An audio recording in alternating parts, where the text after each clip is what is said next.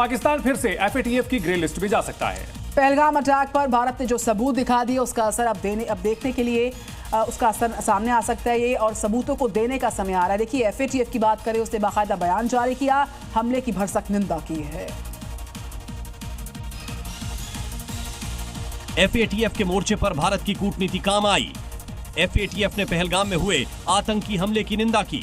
वहीं इस हमले पर संयुक्त राष्ट्र की एंटी टेररिज्म संस्था यानी FATF ने एक बयान भी जारी किया, जिसमें FATF ने 22 अप्रैल को हुए पहलगाम आतंकवादी हमले की निंदा की है। कहा ये हमले बिना धन और आतंकवादी समर्थकों के बीच पैसे के लेन देन के साधनों के बिना नहीं हो सकते थे। आतंकी हमले में बहुत सारे पैसों का इस्तेमाल किया गया। बता दें कि अक्टूबर 2022 को पाकिस्तान के FATDA के ग्रे लिस्ट से बाहर किया गया था, लेकिन आतंकियों के समर्थन करना एक बार फिर उसे भारी पड़ेगा। ऑपरेशन सिंदूर के बाद PM मोदी का ये पहला विदेश दौरा है। G7 समिट में हिस्सा लेने PM मोदी कनाडा पहुंच गए हैं, जहां पर ट्रंप से भी मुलाकात उनकी हो सकती है।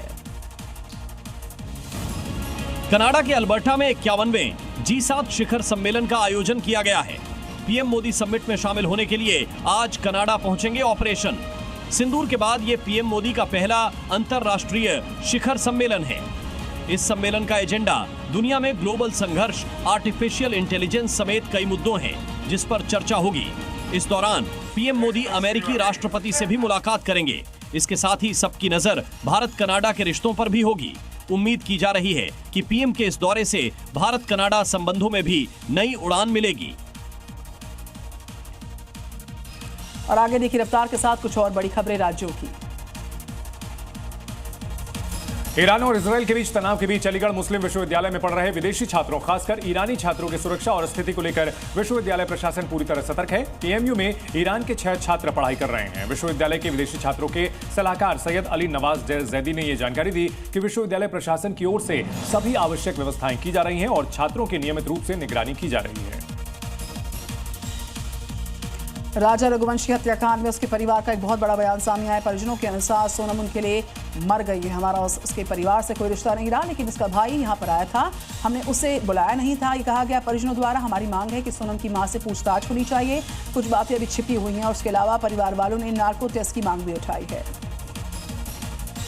बिहार के शेखपुरा में नगर परिषद ने अतिक्रमण हटाओ अभियान चलाया, जिसके तहत पुलिस और मजिस्ट्रेट की मौजूदगी में कोर्ट परिसर में फुटपाथ और सड़क पर बनी अस्थायी दुकानों को नगर परिषद की टीम ने हटा दिया। इस दौरान दुकान मालिकों की नगर परिषद की टीम के साथ नोकझोंक भी हुई है। मध्य प्रदेश के बैतूल में करोड़ों की शासकीय भूमि पर प्रशासन का बुलडोजर एक्शन। साल 2016 में बैलगाड़ी प्रोजेक्ट के नाम पर यह जमीन आवंटित की गई थी। प्रोजेक्ट तो शुरू नहीं हो पाया, लेकिन अतिक्रमण होता चला गया। 21 एकड़ भूमि पर सैकड़ों की संख्या में लोग कच्चे मकान बनाकर रहने लग गए। उसके बाद प्रशासन की टीम ने सारे घरों को गिरा दिया। अयोध्या के भव्य राम मंदिर में भगवान रामलला को भीषण गर्मी से बचाने के लिए गर्भगृह में उनकी सेवा में 2 बड़े कूलर लगाए गए हैं। यही नहीं, रामलला को गर्मी से बचाने के लिए उनके भोग में रोज दोपहर दही, आम के जूस का भोग लगाया जा रहा है। रोज श्रृंगार आरती से लेकर शयन आरती तक रामलला को 5 बार मधुपर्क से सेवा की जा रही है।